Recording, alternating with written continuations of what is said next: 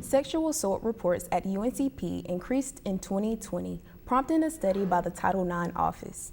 And that office received more grant funding to increase their prevention efforts this year. I-95 is getting some long overdue improvements to combat flooding. And the Kim Moores plant in Bladen County is in hot water over air pollution. I'm Mahala Trace. And I'm Jayla Coley. You're watching Carolina News Today.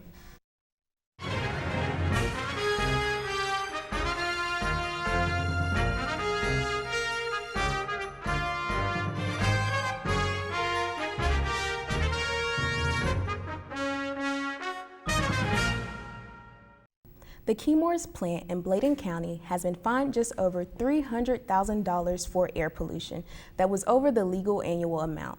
Kim Moores has been embroiled in water pollution actions for at least 4 years regarding production of its chemical Gen X that is used for products such as non-stick cookware. This company has been under orders to reduce their air emissions. The state departments of the environmental quality determined the company had faulty operations of absorbent equipment in March. This led to about 7 months of non-compliance with emissions limits the whole year. The response, the company has agreed to upgrade filters, valves, and leak identification equipment. The North Carolina Department of Transportation has approved a $432 million contract for work on Interstate 95 at Lumberton. This 4-year project will widen the highway to 4 lanes in each direction, from exit 13 to just past mile marker 21. In some locations, a single bridge over the highway will be replaced with 2 bridges. Roundabouts, pedestrian walkways, and improvements to side roads are also included in the plans. The highway will be raised where it crosses the Lumber River to prevent the kind of flooding that closed I-95 after Hurricanes Matthew and Florence. The construction is slated to begin next summer and is being paid for in part with a federal grant of about $22 million. Officials say lanes will remain open during the day, but some will close overnight for construction. UNCP has received a $300,000 federal grant for the Department of Justice to continue funding the Sexual Violence Prevention and Advocacy Program. The money will support 3 years of response training for police, advocates, and other employees, in addition to educational program and outreach to students. The grant aims to prevent domestic violence, sexual assault, and stalking, while improving victim services and investigations. Partner organizations in the training include Pembroke Police and the Rape Crisis Center of Robertson County. UNCP's Title IX coordinator says campus programming helps students recognize signs of domestic violence and stalking and alerts them to campus resources. So a student who is sexually assaulted or is in a dating violence situation and needs to address those issues and not attend class, they need to go home, they need to regroup, they need medical services, they need mental health services, and they can't make it into class, I can get those classes excused for them. I can get them extended time to submit work and to take tests. But if they're not coming to me for help, they're not getting those resources. They're not getting the time, they're not getting the excused absences, they may not even be getting the mental health or the medical care that they need. And that's a problem, particularly for a group like Native Americans who we know experience sexual violence in higher numbers than other ethnic groups. And for our students who are Native American, I'm not seeing them to provide services to them. And we want to continue to utilize this grant to reach out to the Native American students. Gerber's office released the annual campus report for violence and sexual crimes and robberies earlier this month. The report is required under the federal law known as the Clery Act. Sexual assaults increased in 2020 even though fewer students were on campus because of the pandemic. The Title IX office has a committee that is analyzing the data to look for trends in location, types of people involved, and other circumstances that they can target in education and prevention efforts. The areas that we're looking at now is to try to ascertain why these particular numbers rose when we had fewer students on campus for fewer days.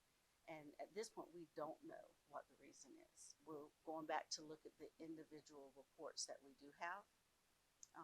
And for the ones that we actually met with students, whether there was an investigation or not, there may have just been supportive measures provided to try to figure out what happened, where it happened, what were the facts involved, and what the trend was. Luckily, we have a protocol in place where we can address some of the concerns that we have to see if we can then target whether it's training that needs to occur, or are we looking at more reports because incidences are happening, or are we looking at more reports because we're doing such a great job in our presentations that students are now coming forward. UNC Chapel Hill canceled all classes for today to give students a mental health break. They're calling it a wellness day, and it comes after a suicide and attempted suicide in residence halls over the weekend. In September, there was a suicide outside at UNC's Forest Theater. The school is planning a mental health summit for later this month. Students say they would support a mental health awareness campaign. The suicide rate among college students is on the rise. I think it's good that they're recognizing that something's going on if there have been 2 suicides in 2 days. I've just had so many conversations with people that I'm not even that close with, and it's just come up that they're like, yeah, I've just, it was a phase, it was something that I had to go through. At UNCP, the student chapter of NAACP has been planning monthly programs to spark up some conversation and hopefully create dialogue on important social issues. Last Monday, I had an opportunity to take part in one of their events myself.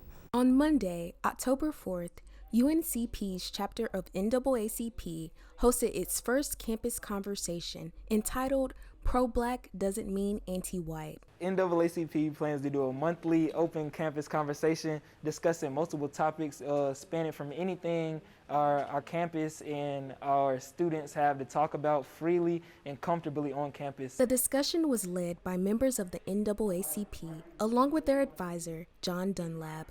As an advisor, my key role and responsibilities really are making sure that the organization is meeting all the objectives that the executive staff plans out throughout the year, but also just make sure that it's falling in line with whatever guidelines or ordinances are in place from the university. One thing that I love in regards to being an advisor for NAACP is that it's bringing forth a lot of Black creative minds together and seeing what they have in their mind as just a dream really come to fruition and become an actual concept that has an impact on campus. Despite this being the first campus conversation hosted by the NAACP, many students were engaged and felt comfortable in the environment that they were in. This event was important because it gave our students an opportunity to express what they're feeling. It also gave them a safe environment to just create dialogue within the campus community and talk about the differences between maybe them and some of their peers. Fall break is coming up this week for Brave Nation, which led us to the question, what are your plans for this 4-day weekend? Well, I'm not actually sure what I'm going to end up doing this fall break. I mean, today is actually my first time this entire semester coming to the UNCP campus since I'm a distance learning student. So I really don't know. I'll probably just end up working at my second job and forget there was a break. Yeah, I plan on working the couple of days I'm off, trying to get some more hours in, and then I've been really looking forward to this Carolina football game against Miami. I'm going to take one of my friends on with I guess what I'm doing for fall break is I plan to go back home, see my family. That's pretty much it. I mean, I have a job, but I'm probably not going to do it this time. I'll probably do it the week after Christmas, but that's really all it. I mean, see friends back home, chill, do homework if I have any assignments to do or not, probably study, but that's pretty much it. Usually I would spend it with my family and go back home, but since I'm on the football team, I'll probably have to stay here and practice.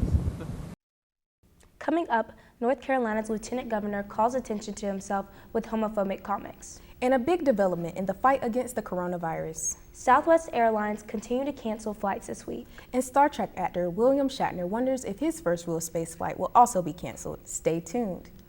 Homecoming is just around the corner, and it's been too long since we've all come together. This year's homecoming is the perfect time to reunite, get back to our traditions, and really celebrate what it means to be a brave nation. Join us for Homecoming 2021.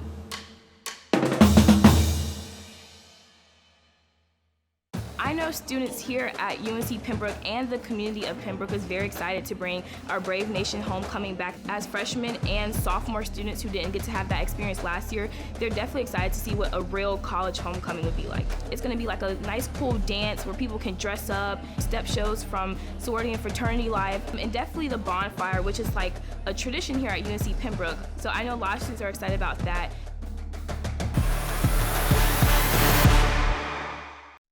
North Carolina's lieutenant governor is under fire after critics say he made homophobic comments during a speech. And yes, I called it filth. He hasn't even been on the job a full year, but Lieutenant Governor Mark Robinson again answering critics, but not apologizing for offensive remarks. No, I will not choose different words next time. This last time was from what Robinson described as a sermon at Asbury Baptist Church in June. Only this week did video emerge of Robinson speaking there passionately about what he alleges are major issues in North Carolina public schools. So issues about gender identity, sexual orientation, what some people would call civil rights, that should not be in the classroom. The fight for equality, that should not be in the classroom. We're not talking about the fight for equality, and those people who want to challenge me on that, that is fine. What I'm talking about are intimate details, and yes, there is material out there that is sharing intimate details about homosexuality, about sexuality in general to our students. Are you saying that kids in high school in sex education, which is needed, where they learn about condoms, they learn about safe sex, they learn about abstinence, they learn about sexually transmitted diseases, they should not learn about a different person's gender identity and sexual orientation? I'll tell you what, when we can teach them to read on a grade level, then we'll discuss whether or not we should be talking about those things. The time before this, Robinson on his social media account calling former First Lady Michelle Obama a man. Another time using anti-Semitic tropes referencing Jews in Hollywood. Governor Roy Cooper's office today calling Robinson's comments, quote, abhorrent. One state senator thinking Robinson should resign. Do you feel like you can represent everyone in North Carolina with what you're saying? I can represent the freedom of every North Carolina citizen, regardless of what they do in their private lives. But I will not sit silent while people try to bring their private lives and these adult issues before children. Southwest Airlines is canceling flights again this week after mass cancellations over the weekend, leaving people all over the country stranded. So what's the issue? The answer depends on who you ask.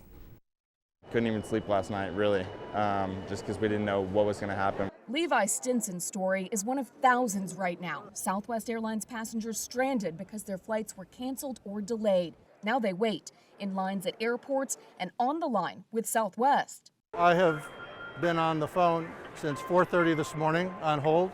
On Saturday, more than 800 flights were canceled. Sunday, it was over 1,000, along with more than 1,000 delays each day. Southwest blamed air traffic control problems and disruptive weather along with staffing issues in Florida. But some customers aren't buying it. There's no explanation for this problem. So I suspect that Southwest isn't being totally honest with us. Fort Lauderdale International said the delays were due to poor weather up north. The FAA says issues related to traffic control or staffing only happened for a few hours Friday night, and continued scheduling challenges for some airlines were because of aircraft and crews being out of place. There's been speculation about a pilot walkout after Southwest issued a vaccine mandate for employees last week. But the Southwest Airlines Pilots Association says that's not the case. Quote, "We can say with confidence that our pilots are not participating in any official or unofficial job actions." But these passengers are officially frustrated. There were no other flights available. I started looking through and there's just nothing. When I'll get there, I don't know. I'm Britt Conway reporting. Star Trek's Captain Kirk saw his flight delayed this week, a flight into suborbital space. He's slated to become the oldest person ever to travel to space, but space transport company Blue Origin put off the flight until tomorrow because of high winds. CNN's Kristen Fisher prepared the preview. I'm losing command. I'm losing the Enterprise. He led the USS Enterprise on an intergalactic odyssey. Now he will get to go on his own odyssey. Things I've only played as an actor, I'm going to see firsthand. Star Trek's iconic Captain James Kirk will soon get to go to space for real. I'm thrilled and anxious and a little nervous and a little frightened about this whole new adventure. Blue Origin announced on Monday that actor William Shatner will be on the company's next flight, alongside Audrey Powers, Blue Origin's vice president of mission and flight operations. 2, 1. Shatner, Powers, and 2 others will lift off from a remote stretch of West Texas less than 3 months after the company's first crewed launch. Here, catch. The crew will enjoy about 4 minutes of weightlessness during an 11-minute suborbital trip to space, similar to what Jeff Bezos, his brother, and 2 others did during the summer. I go to the edge of space and loosen the restraints around me and be weightless and looking into the vastness of the universe. Shatner, who played Captain Kirk on the hit television series Star Trek and went on to star in 7 Star Trek films, joked about this opportunity years ago. If you were given the opportunity to go into space, would you? If I got a guarantee that I would come back. That opportunity is now here, and 90-year-old Shatner seems surprised himself. Because 55 years ago, I was destitute, and I'm looking up at the sky at the astronauts stepping on the moon, and I had a little bit to do with those astronauts. And 55 years later, I'm going into space. I want to come back and tell you about how I really felt when I saw these things that we've only learned about secondhand. His fans are excited to hear about his mission too, many taking to Twitter to express their excitement. Late-night host Stephen Colbert even making a joke about the mission, tweeting, "I hope William Shatner doesn't have unrealistic expectations of what space is like." Kristen Fisher, CNN, Washington. Pharmaceutical company Merck has applied for emergency use authorization for its antiviral COVID-19 pill. If the treatment is approved, it would be the first oral COVID medicine to gain FDA approval. CNN's Jen Sullivan says there are some drawbacks, but experts still call it a game changer. A significant development in the fight against coronavirus. Drug maker Merck is asking the FDA for emergency use authorization for its new experimental antiviral drug. Having a pill that people can take at home when you know that they're high risk and they've caught COVID, that has the possibility to be transformational. This is one of those tools in the toolbox that we have just been lacking so far. Merck says that its study data showed the drug lowered the risk of hospitalization and death by half for people with mild to moderate disease. If Merck's pill is approved, this would be the first oral antiviral medicine to fight COVID-19 infection. It's called molnupiravir, and it comes in a pill form. So we'll be able to prescribe this to folks. They'll take a 5-day course and hopefully be able to stay home, not come in for an intravenous infusion, and keep folks out of the hospital. So it's really very promising news. Merck has already sold 1.7 million treatment courses of the drug to the U.S. government. But health experts warn there are some caveats. Some say it's too expensive and will likely be in short supply, and that so far it's been tested only in unvaccinated high-risk people. So we don't know how it's going to work for people who've been vaccinated and happen to catch COVID, although they're less high risk anyhow because of the vaccine, or how it's going to work in people who are not high risk. For today's Health Minute, I'm Jen Sullivan. It was a busy weekend for UNCP sports as the Braves soccer team continues to dominate the league. And turnovers make all the difference when the Braves football team takes on Wheeling University.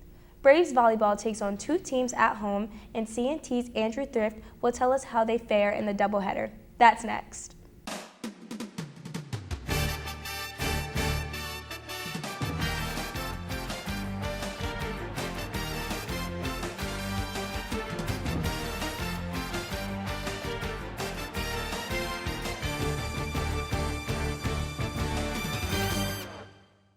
It was a bit of a nail-biter at the end of the game Saturday, but Braves football finally got back on the right track with a high-impact win against the Wheeling University Cardinals. The Braves were able to pull off a hot 24-3 lead by halftime, before the Cardinals came flying back in the third quarter. Wheeling had final possession at the end of the fourth quarter, with the Cardinals down by just 6 points. But the Braves would get a huge sack on the last play of the game and seal the victory, 34-28. Head coach Shane Richardson said the team didn't like blowing that big lead, but a win is still a win. I'm really proud of our guys that we were able to kind of ride the wave and be able to come out with the win in the end. You know, a part of our message and a part of the tone is the goal is for us to be able to play our best football, and so it gives us a lot to really keep on striving for. And you know, sometimes an ugly win doesn't feel, you know, quite as good, but of course you want to be able to win the game rather than lose it and be able to still keep learning and growing. Coach Richardson praised running back Joseph Early as one of the best in the conference. Early had 2 touchdowns that were part of a sequence that included 2 interceptions for the Braves. He said the team really fed off that momentum. That was big. I mean, that was a big game changer for us to, you know, get those picks, score those touchdowns. I mean, it definitely gave us life, you know, just the will to continue to keep going. You know what I'm saying? So, and that's something that, you know, our team needs, you know what I'm saying?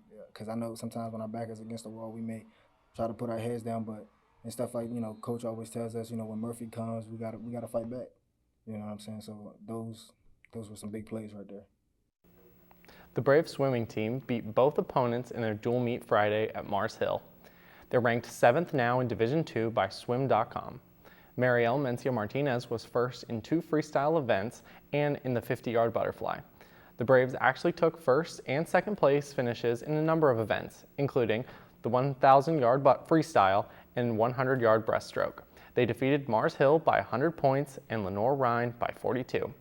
The team had the rest of the month off from competition and will be back in action November 6th for the Guilford College Invitational. Braves volleyball was enjoying their longest home win streak in 30 years with a victory against Southern Wesleyan on Saturday. They defeated the Warriors in 3 sets, crushing them in the first 2, where the Warriors barely got into double digits. Things got a little sloppy in the 3rd set, but the Braves pulled out the 25-17 win to send Southern Wesleyan packing. Unfortunately, they had a doubleheader in the Jones Center and ended up losing to former Peach Belt Conference opponent Flagler College, despite rallying with a 3rd set win. Soccer was away on Saturday and enjoyed another shutout with their 5-0 victory over conference opponent King University Tornadoes, who they met for the first time. The first goal of the game was a Tornadoes' own goal in the 20th minute. Anna Grosheim scored 2 goals for the 2nd time in 4 days. In fact, the Braves have not lost a match since they got shut out by Columbus State on September 15th. The Braves have enjoyed 6 shutouts of their own in the month's time. Wednesday, they're back in action against Francis Marion in Florence, South Carolina. Cross-country Joshua Chepkesser is now a 3-time Conference Carolinas Runner of the Week. He came in 3rd in the 8K at the Alabama Huntsville Invitational on Saturday. He holds the 4th fastest time in that event in Braves cross-country team history. On the women's side, Ermin Japletting had a top 25 finish in the 5K, just 1 second away from the Braves' record time of 18:06:34. The women's team came in 13th out of 24 schools represented there. The men's team came in 19th place. Both squads will appear in the Conference Carolinas Championship on October 23rd at Mount Olive. That's all in the Braves action from the weekend. Thanks, Andrew, and thanks to our viewers for watching. I'm J-Lo Coley. We're taking off for fall break. But we'll be back after homecoming. See you then.